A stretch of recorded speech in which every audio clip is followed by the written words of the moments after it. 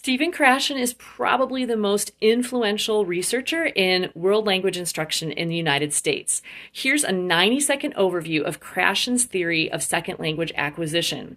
There are 5 hypotheses that you need to implement in your class to faithfully implement Krashen's research. The first one is called acquisition learning hypothesis. The acquisition learning hypothesis is the idea that language is acquired naturally as students are exposed to input.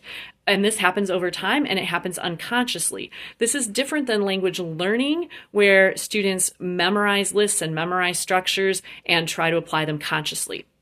The second theory is the monitor hypothesis. This is the idea that every student has an internal monitor that's trying to help them produce language accurately. If a student's monitor is too strong, they're afraid to speak because they don't want to make a mistake.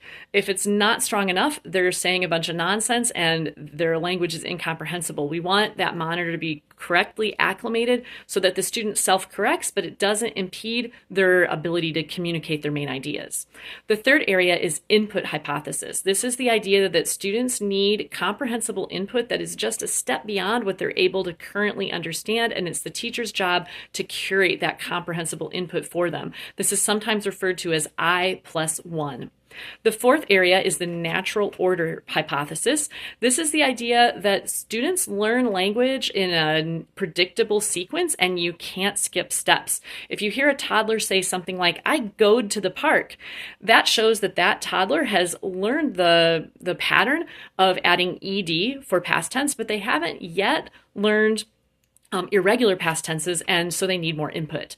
The fifth area is the affective filter. This is the idea that when you're stressed or your emotions are high or you're angry or you're scared, your language production drops.